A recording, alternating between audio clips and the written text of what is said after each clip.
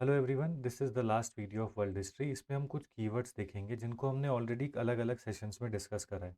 उसकी एक लिस्ट बना दी ताकि ये आपके दिमाग में रहें और जब आप आंसर लिखोगे, इन कीवर्ड्स को ड्रॉप करोगे तो थोड़े से एक्स्ट्रा मार्क्स मिलेंगे। पहला कीवर्ड क्या है? फ्यूडलिज्म। फ्यूडलिज्म क्या होता है? ये लैंड बेस्ड सिस्टम होता है जहाँ पे king gives land to lords and lords जो होते हैं उनको पेजेंट्स को देते हैं and peasants work on those lands. Example क्या है इसका? Medieval Europe. हम कहते हैं कि French Revolution was also a war against feudalism. Russian Revolution was also a war against feudalism. आगे चलते हैं। सोशलिज्म। सोशलिज्म में क्या होता है? Major resources and services are owned and run by the government for public welfare. Example, hospital and education या school सरकारी होंगे, लेकिन मान लो कि एक कार की कंपनी, कार कोई एसेंशियल चीज़ नहीं है ना, तो कार जो होगी ये प्राइवेट बना सकता है, लेकिन स्कूल एंड हॉस्पिटल जो कि एसेंशियल है ह्यूमंस के लिए, ह्यूमन ह्यूमन सर्वाइवल के लिए या ह्यूमन इंटेलेक्चुअल डेवलपमेंट के लिए, तो सोशलिज्म में वो सरकारी होंगे। ठीक है। तो इंडिया कहते हैं ना, to constitute India into sovereign socialist secular democratic republic. तो सोशलिस्ट कहते हैं इसलिए सरकारी हॉस्पिटल है एम्स की तरह। इसलिए तो दिल्ली के स्कूल्स हैं ना, अलग अलग यूनिवर्सिटीज़ हैं, सरकारी यूनिवर्सिटीज़ क्यों हैं? क्योंकि इंडिया के अंदर प्रिंसिप इंडिया को हम एक सोशलिस्ट स्टेट भी बनाना चाहते हैं। जब कम्युनिज्म की बात करते हैं ये कहते हैं कि कोई प्राइवेट प्रॉपर्टी नहीं होगी। हर इंसान जो होगा वो पूरी की जो भी रिसोर्सेज हैं सबको कलेक्टिवली ओन करेगा सोसाइटी के अंदर। और इसी के साथ साथ कोई स्टेट भी नहीं होगी, लॉन्ग टर्म में कोई स्टेट नहीं होगी। लोग जो होंगे वो बेसिकली अपना मस्त से जिएंगे, कोई स्टेट नहीं होगी। कि हर इंसान का सब कुछ है तो इसलिए लड़ाई होगी ही नहीं, क्योंकि कोई किसी चीज़ को कंट्रोल ही नहीं करता। इसके बाद मर्केंटाइलिज्म। मर्केंटाइलिज्म क्या होती है? मर्केंटाइलिज्म एक फ़िलॉसफ़ी थी जो कि ये कहती थी कि मान लीजिए कि ये यूके है और ये है इंडिया।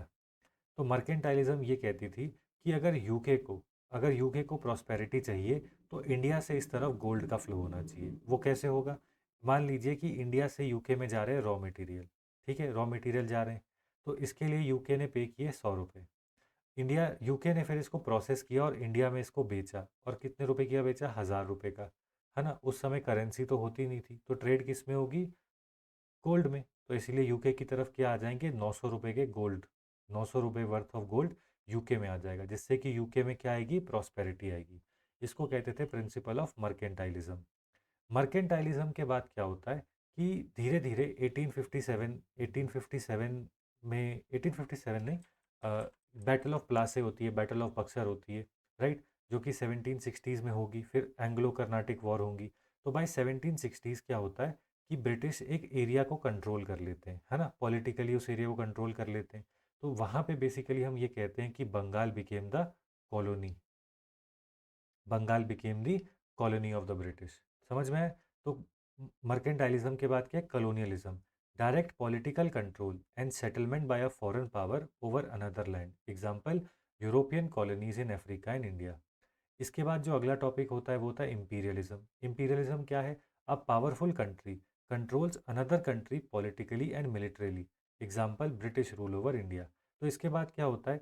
1857 का विद्रोह हो जाता है, 1857 का विद्रोह हो जाता है, और इंडिया क्या बन जाता है? बेसिकली कॉलोनी ऑफ इंडिया, जो ब्रिटिश कॉलोनी ऑफ इंडिया बन जाती है ब्रिटिश इंडिया। है ना, ब्रिटिश इंडिया बन जाती है। तो इंडिया फिर क्या रहती है? कॉलोनी की जगह पे क्या बन जाती है? एक इंपीरियल पावर के नीचे आ जाती है। तो India India basically it it becomes a subject of a imperial power which is UK. समझ में आया इंपीरियलिज्म में क्या होता है? यहाँ पर एक कंट्री इन्वॉल्व होती है। कलोनियलिज्म में एक कंपनी भी इन्वॉल्व हो सकती है और एक कंट्री भी इन्वॉल्व हो सकती है, जहाँ पे बस आप एक पॉलिटिकल कंट्रोल चाहते हो on and a settlement by a foreign power. है ना, तो ये सेटलमेंट बेस्ड ज़्यादा है कि मतलब हम आए हैं सेटल होने के लिए, और यहाँ पे इकोनॉमिक इंटरेस्ट ज़्यादा चढ़े होते हैं। यहाँ पे होता है कि मतलब basically political intervention for economic gains. समझ रहे हो? तो यहाँ पे जो कंट्री होती है ये इंस्टीट्यूशंस बनाएगी, मिलिट्री बनाएगी, पुलिस लेके आएगी, आपको गवर्न करेगी। लेकिन यहाँ पर क्या है? यहाँ पर ऐसा होगा कि मान लो राजा है, राजा राजा अपने हिसाब का बिठा दिया, है ना, जैसे डूल गवर्नमेंट थी, मीर जाफ़र को बिठा दिया था। है ना, तो वो कैसा था? वो कलोनियलिज्म थी। ठीक है, इकोनॉमिक इंटरेस्ट है वहाँ पर। क्या है कि आप लिटरली उस एरिया को गवर्न भी करना चाहते हो एज योर ओन टेरिटरी। तो फिर हम क्या कहते हैं? It is basically an imperial rule है स्टार्टेड। नियो कलोनियलिज्म देखते हैं। Indirect control through money, companies, loans and influence. मैं इसका अगर एग्जांपल आपको लूँ, अगर एग्जांपल दूं तो let us take example of Pakistan. ठीक है, ये रिसेंटली अमेरिका ने $1 बिलियन का लोन दिया पाकिस्तान को। क्यों भाई? इसके ताऊ का बेटा लगता है। F-16 फाइटर जेट अमेरिका ने दे रखे हैं पाकिस्तान को, हमको नहीं दिए। क्यों? इसके ताऊ का बेटा लगता है। क्यों? क्योंकि अमेरिका अमेरिका जो है वो पाकिस्तान को इस्तेमाल करना चाहता है for controlling the rise of India, है ना। तो इसीलिए ये क्या करता है, पाकिस्तान की इंटरनल पॉलिटिक्स को इन्फ्लुएंस करता है फॉर मनी। इसी के साथ साथ कंपनीज, मतलब जो पाकिस्तानी कंपनीज होंगी उसमें यूएस का पैसा एफडीआई के थ्रू इन्वेस्ट होगा। इसी के साथ साथ आईएमएफ से पाकिस्तान को लोन भी दिलवा दिया, है ना। इन्फ्लुएंस देख रहे हो। इमरान खान को आसिम मुनीर हेट करता है। Still he can not kill Imran Khan. Imran Khan को जेल में रखा है लेकिन उसको मार नहीं सकते। क्यों? क्योंकि Imran Khan has good relation with Donald Trump और विद अमेरिका, है ना। तो आप देख रहे हो, तो ऐसे करके पूरे के पूरी पाकिस्तान की इकोनॉमी को पकड़ के रखा हुआ है, पॉलिटी को पकड़ के रखा हुआ है ना। और उससे वो इतना पूरी पाकिस्तान की सोसाइटी को कंट्रोल करता है अमेरिका। तो इसी को हम कहते हैं नियो कलोनियलिज्म। ठीक है। और ये लोग कैसे करते हैं? ये करते हैं आपको, आप ये बेसिकली करते हैं आपको इकोनॉमिकली, मतलब बेसिकली ये करते हैं ज़्यादातर इकोनॉमिकली वीकर कंट्रीज़ को देखकर। जैसे अभी इंडिया को इनको सबक सिखाना था, बेसिकली हुआ था ऑपरेशन सिंदूर। तो डोनाल्ड ट्रंप कहते हैं मैंने रोका। हम मोदी जी कहते हैं भाई कहाँ रोका, तेरे को तो तेरा तो फ़ोन भी नहीं आया, है ना। हमने हमको हमको किसी ने नहीं बोला, पाकिस्तान गिड़गिड़ाया तो हम रुके, है ना। डोनाल्ड ट्रंप कहता है दुगना लगान देना पड़ेगा, तो वो सैंक्शन लगा देता है इंडिया पे, है ना। सैंक्शन लगा देता है। ये क्यों लगाता है? क्योंकि उसे पता है कि इंडियन इकोनॉमी जो है यूएस इकोनॉमी पे बहुत डिपेंडेंट है। मैं सैंक्शन लगाऊंगा इंडिया झुक जाएगा, लेकिन हम नहीं झुके भाई। और हमने ऑल्टरनेटिव ढूंढ लिए। डिस्पाइट सैंक्शन इंडिया का जो एक्सपोर्ट है वो इंक्रीज ही हुआ है। क्यों? क्योंकि हमको बाकी सारे एवेन्यूज़ मिल गए हैं। जैसे रशिया के साथ ट्रेड अच्छी हो रही है तो हमारा करंट अकाउंट डेफिसिट इतना ज़्यादा नहीं जा रहा, है ना। हमने अलग अलग, जैसे चाइना के साथ ट्रेड जो है थोड़ी इम्प्रूव हो गई। तो ये सारी चीज़ें हो रही हैं, हमने नए मार्केट्स ढूंढ लिए।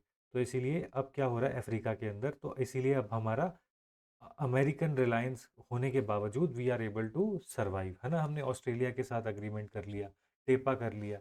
टेपा जो ट्रांस क्या था वो, टेपा करके एग्रीमेंट किया था ना इनके साथ, ईएफटीए कंट्रीज़ के साथ, है ना।